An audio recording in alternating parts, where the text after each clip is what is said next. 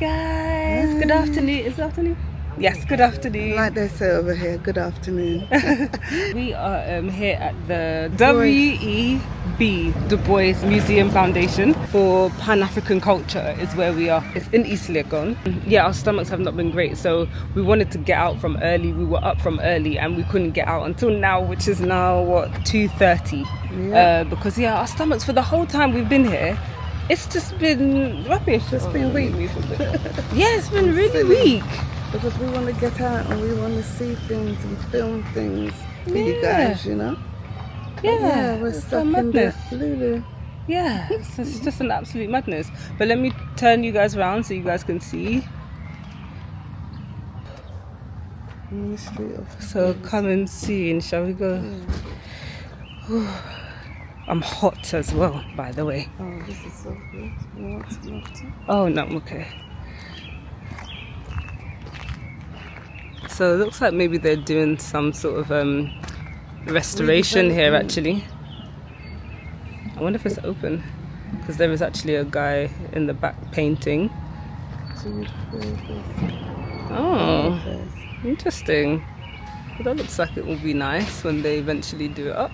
Sorry, I was hearing, I just heard slavery and my ears went like that. Okay, so I'm explaining to him about Juneteenth and the history behind it. Oh, Juneteenth. So it took 2.5 years before everyone got the notification that slavery was over. So because of that, the person that started it, W.E.B, and actually I'm in the same fraternity as her too, sorority, W.E.B, she's part of Zeta Phi Beta Sorority Incorporated. She's the person that is the founder of the Juneteenth celebration. Okay. So every year for Juneteenth we do a 2.5 mile walk, and the 2.5 is significant because it marks the 2.5 years before we were all notified. Wonderful. So 2.5 miles starts here at Du Bois Center, and it goes to Accra Tourist Information Center. Ben Crump, the civil rights activist who is one of the biggest attorneys in the United States, came and met right here with us last month. All of our members are not African Americans, although this is the African American Association of Ghana.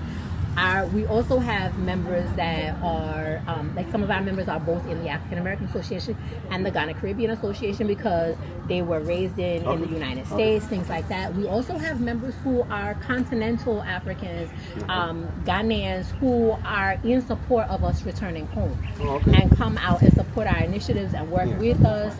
How long have you been here? I've been here 3 years. Yeah, I was coming back and forth before then a lot, but I've been here 3 years. I'm retired military though. My husband's actually Ghanaian military. So after I retired and I came here permanently. And he's still in the Air Force here. Oh, really? Yes. Hey everyone, welcome and welcome back to our channel. Today Mum and I visited a place that holds deep historical and cultural importance, not just to Ghana but to the entire Pan-African movement. We toured the W.E.B. Du Bois Memorial, Centre of Pan-African Culture, right here in Accra, Ghana.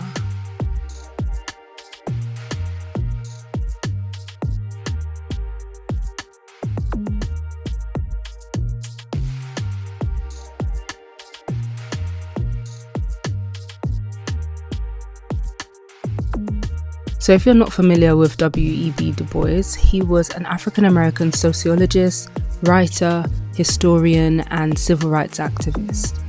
He was a leading voice in the fight against racism and one of the founding members of the NAACP in the United States, but he was also a Pan-Africanist. He believed in the unity of African people across the globe.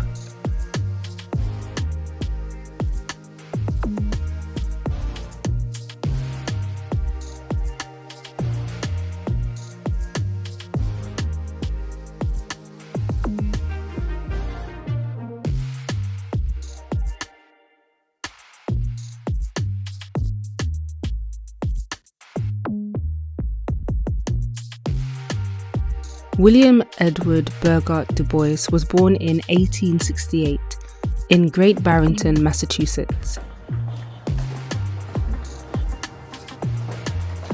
This house belongs to Dr. Du Bois. The house was given to him by our first president, Kwame Nkrumah. And then in here is Dr. Du Bois' bedroom. So whatever you see here and you see nothing has been changed. He was the first African American to earn a PhD from Harvard University in 1895. He also received an honorary degree on his 95th birthday from the University of Ghana. That was in 1963, February the 23rd. Both of his graduation gowns are on display. This is his famous Encyclopedia Africana. This book, he got the idea in 1909 as a compendium of history and an achievement of people of African descent, designed to bring a sense of unity to Africa diaspora. This book needed to finish due 20 volumes, but due to his death, he did only 3, starting Ethiopia, Ghana first volume. Ethiopia wasn't a colonized country. Yes, and then Ghana was the first country to gain independence in Africa. Yes, followed by Sierra Leone and then DR Congo. And the third one, we have South Africa, Botswana, Lesotho, and then Eswatini. So Dr. Bois, he needed to add more 17 to this because we have 54 states, 54 countries in Africa, so it's incomplete. This project was his life's greatest ambition, but was not to be realized in his lifetime. Du Bois was more than an academic, he was a Pan-Africanist. He believed that people of African descent around the world were connected by a shared history and destiny. He helped organize several Pan-African congresses, calling for African unity and self-determination long before independence swept the continent. In the early 1960s, Ghana's first president, Kwame Nkrumah, invited Du Bois to move to Ghana and spearhead the Encyclopedia Africana, a grand project to document African history, culture, and achievement from an African perspective. Most of the rooms are pretty much how it was when he was here, and it's where he spent his final years.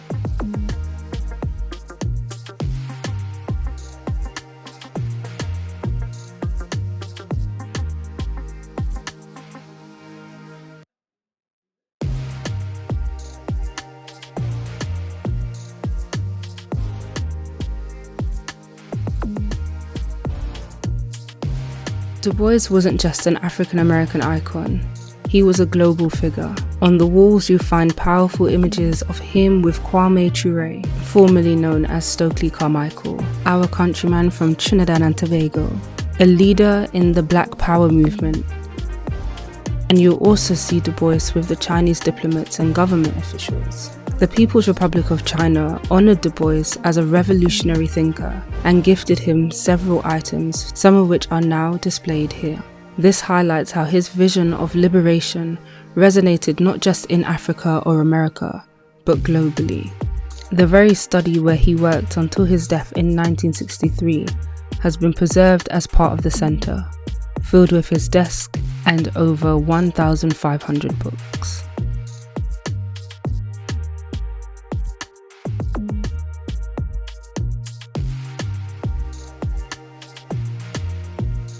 Looking through his writings, walking through the center, you see a man in his 90s, far from his country of birth, committed to knowledge and liberation.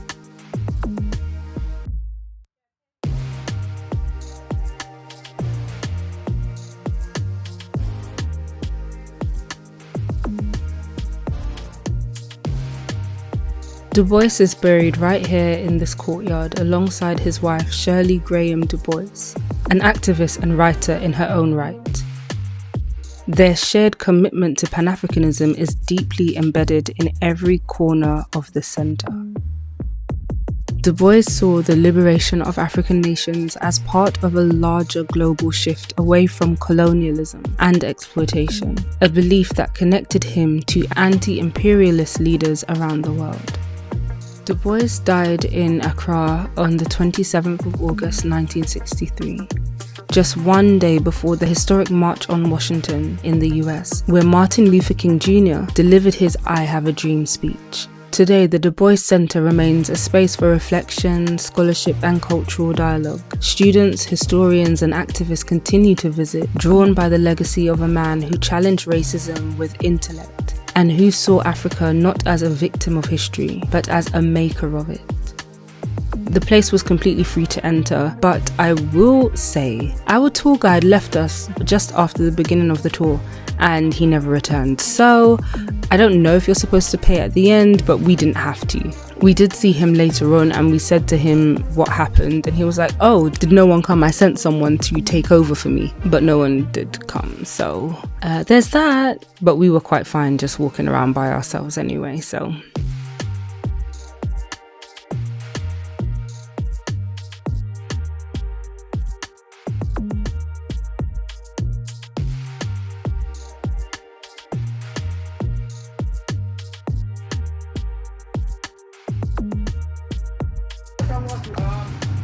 It's okay. No one came. No. You just run off and left us. No, we're going Uber. We're going somewhere else.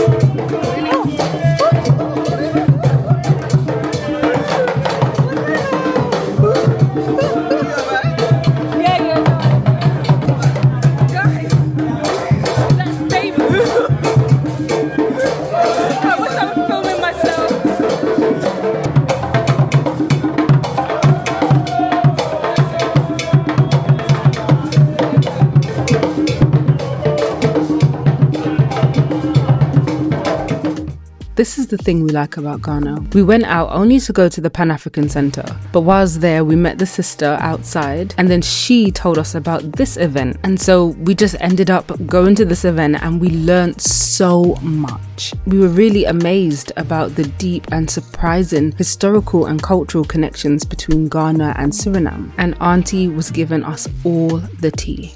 So during the transatlantic slave trade, thousands of enslaved Africans were taken from the Gold Coast, now Ghana, and transported to Dutch colonies in the Americas, one of which was Suriname in South America.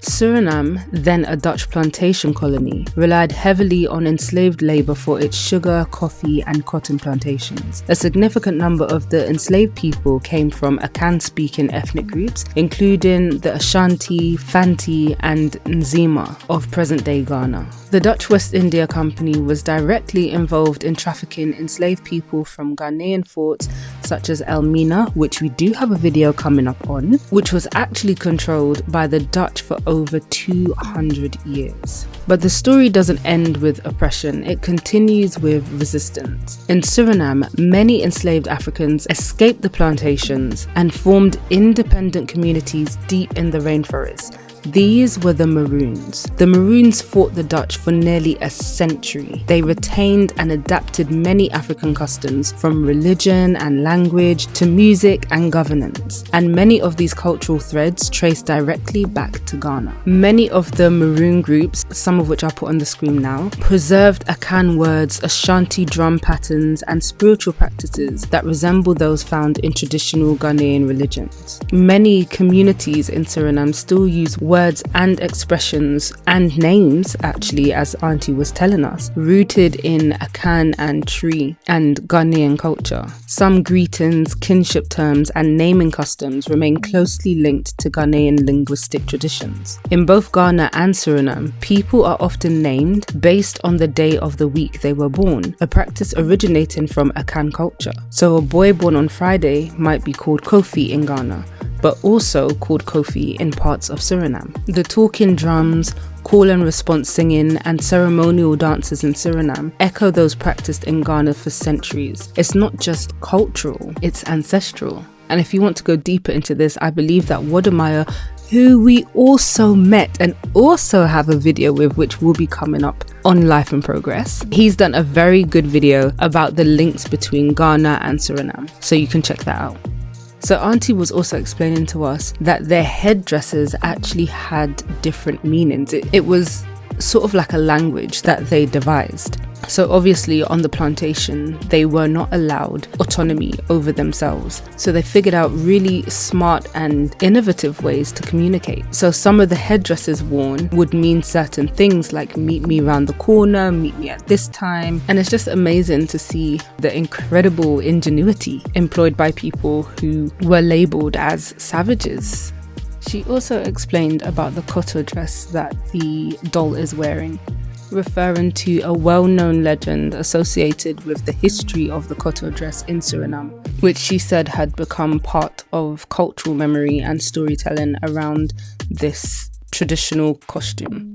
So it involves Miss Alida, a slave woman said to have lived on a Surinamese plantation. Alida's master's wife grew intensely jealous of Alida's beauty and apparently had seen her husband looking at this beautiful African woman. So she got one of their male slaves to cut off Alida's breastises and served it to her husband so that he would no longer desire her, which is just so gruesome. The koto is a layered, voluminous dress traditionally worn by Afro-Surinamese women, and much like the Tignon law, some say it was mandated by plantation owners' wives in order to conceal enslaved women's bodies and redirect their husbands' attention. But there are some that say that Alida's story has no historical evidence to back it up. What do you think? Do you think it was true?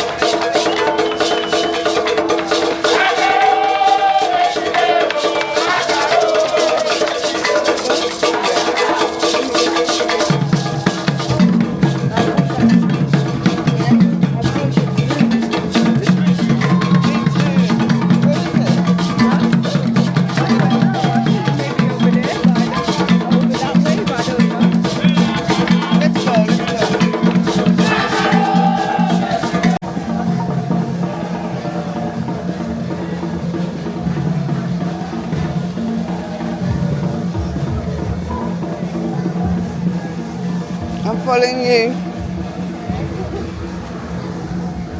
But I can't get the houses right. Oh yeah, I got it.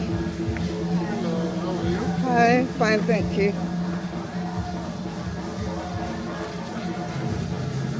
Ooh, that looks nice.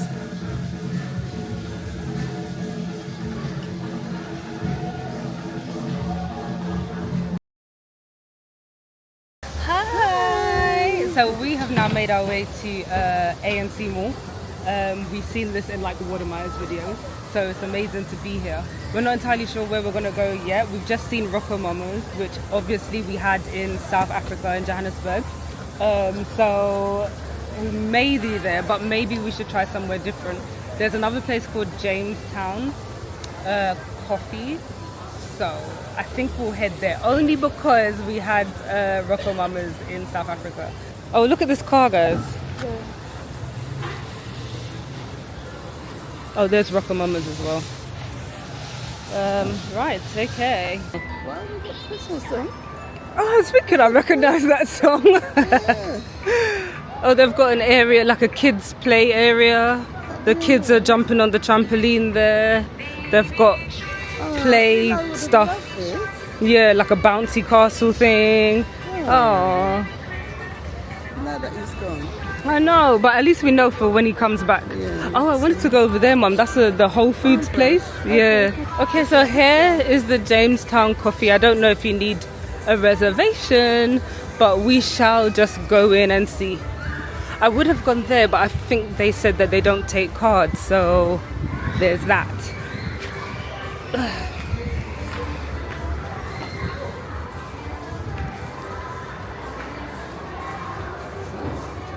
It does. Hi, do you have a table for two? Mum, do you want to sit outside or inside? Somewhere open.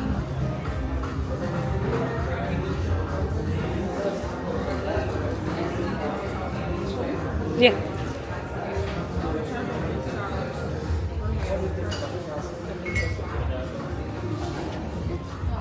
Thank you. Do you take card payments? Oh, you do? Okay, thank you.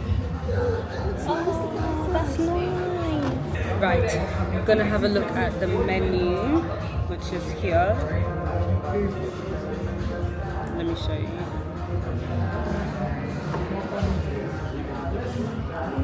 They got beetroot, ginger, and what's that? What's that? Where? That's a cream. Oh, that sounds so nice. Oh, okay. The same thing. Might as well, yeah. And we're going to share though. We're gonna have something different.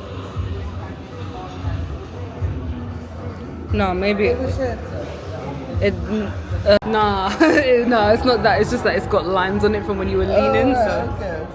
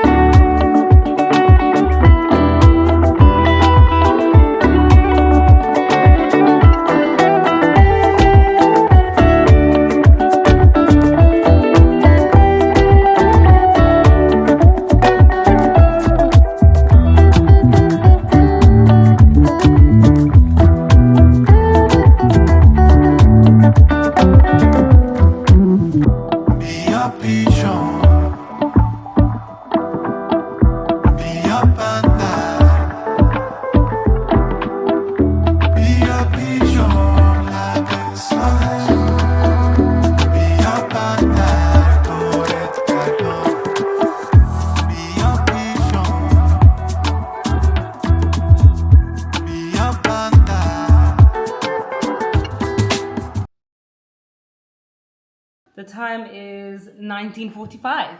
Yeah. Yes. How did you find it? How did you find the restaurant? In fact, how did you find the day? The day was really good because we first started off like we wasn't sure exactly Yes. where we was going to go. We decided just to go with the flow. And the flow we went with because Yes, we we ended did. up where? So initially, the first thing was that we was going to go to the W.E.B. Du Bois Pan-African Center, Cultural Center. And then after that, we were supposed to go to the Nabuke Foundation. But once we got to the W.E.B. the Bois The Bois. center. Once there, Mum then started talking. So Mum had told me, so when we got there now, we didn't know where the entrance was. So there was a woman standing there. So we went to ask her, and she was from, I can't remember, she said she's going to be here for the next month or so. So then we had said, oh, right, thank you. She explained to us where we should go, blah, blah, blah, blah. So we're like, thank you, walked on. And the mum was like, you should probably get her number to connect with her, like, you know, another diasporian, so blah, blah. So whilst she looked like she was by herself. Yeah. So whilst I went back to get her number, Mum then started speaking to an African American who was one of the 500 plus people to get their citizenship here. So whilst Mum was, so I went to get the girl's number and Mum was talking to her, and then she happened to invite us to this other event that was happening in like the next half an hour or so, which was a coming together of Suriname and Ghana. And so they were basically, and it was a really good event actually. Yeah, it really was. Yeah, it really was. It was so informative. Yeah, it was really informative. Just talking about the connections between Suriname and Ghana. But not only that, she did mention Trinidad and Tobago as well, but I can't remember. I looked back at you, but I couldn't see you at the time. I don't know. Mm-hmm.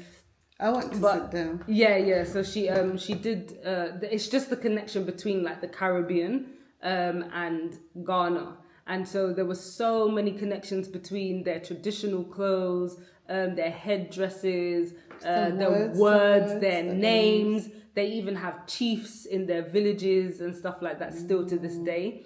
There was a lot of their towns that were similar names, and even some of the first names over here in certain cultures. Excuse me. Okay. The first names of some of the people here are surnames of some of the people there, which may be like the connection of like they kept part of their heritage over here.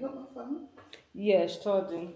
So yeah, it was such an informative event, and I wish that they would do more things like that. I wish that they would do more of the connections between the diasporians. Even so in, I think over there I can't remember what she said the name was, but they have a dish that's like fufu, and maybe they do call it fufu as well, or they have another local language. But then in Trinidad, they have kuku, which is made with maize, which then also in Kenya, they make ugali, I think, with maize. So, and there's other things. I think even some of the traditional clothes in Trinidad and in Tobago are very similar to the traditional wear of like the people in Suriname. It was just a really great event, and so I just wish that we would have more of those, that we can see our connections more clearly. And I like the fact that there was a lot of Ghanaians there that were learning about the connections with the Caribbean, because sometimes I think that, you know, the ones that were taken, they were always, I guess, longing for home, for mum, for dad, for whatever. But then the ones that were left had to deal with that kind of that trauma. And so sometimes, you know, when you go through trauma, you try to ignore it, or it gets suppressed. And so the ties can be severed. And so it was nice to see that there were a mixture of Ghanaians, Caribbeans, African Americans, all of us in the same space, learning about our shared and connected history. Yeah, so that was quite good. And then Mum was saying that she was hungry. And so we went to ANC Mall, and we wanted to go to ANC Mall because it is a Black-owned mall. I think it's one of the only Black-owned malls in Ghana. I don't know if that might be the case for the whole of Africa. I'm not sure. It was really nice. It was a really nice place. It's really good vibes. Similar to like, I guess, Melrose Arch in Johannesburg. That kind of same, you know, you've got all of the eateries and stuff like that, nice restaurants, all that good stuff around there. So it was really nice. It was really, really nice. The food was nice. The service was nice. Because I know there's a lot of restaurants that have great aesthetics, but it's just surface level. Like the food takes long to come out, or it's subpar, or the service is really, really bad. That's what people... That is what a lot of these restaurants have become known for. Like, oh yeah, the aesthetics is nice, but the customer service is terrible. And I can safely say that we went to Jamestown Cafe or Caf, and I thought the service was fine. It was good. And the food was good. It didn't take too long to come out. I want to say maybe about 35 minutes. You know, sometimes you don't really take note of when you actually sit down and order. But I want to say maybe 35 minutes-ish. To come out, so that wasn't too bad. But yeah, so it was a nice night, and coming home in the night, I didn't feel unsafe at all. I didn't. Yeah. Still, I've got a little bit of a problem with the speed, but Oh my even God, the that I'm speed. getting used to a little bit. Yeah, I am a little bit, but it is still... Do you know what? If the seatbelts, that's one thing I will say. Yeah. That is one thing I have to say, okay? A lot of the cars that we get into, they don't, like, the seatbelts don't work, and I don't understand it. And the last one, The one before this one, yeah. they didn't have any. The way seatbelts. on the way? Was it on the way there today? No, yesterday. Was it Day yesterday? before. Yeah. It had no. Yeah, the things to click in, they were literally ripped out, and it's like, and then sometimes they won't even click in, like you're clicking it just don't work. Sometimes they're trapped behind the thing, and then you have to try and maneuver it out, and then sometimes it don't even work. So you just stay there and you're kind of holding. Yeah, like you're holding the side, like the window. Oh my God, yeah. So yeah, that's one thing I will say, that sometimes the Ubers do not have the seatbelt stuff that you need, and for the speed that they go at, it does make you a bit worried. And thankful for reaching home. Yes, yes, for sure. But other than that, it's been pretty okay. And yeah, so we're gonna be just chilling for the rest of the night. Well, I say chilling, I'm probably gonna start editing. God, editing is just like a full-time job. Yeah. It's a full-time job. Like, people do not give YouTubers enough credit for the amount of work they do. If you think about it, like in the past, you'd have editors, producers, directors, script writers, all of that, wardrobe, makeup, everything, and now you, as the one person or the how many people's in your group, is doing that yourselves. Hey.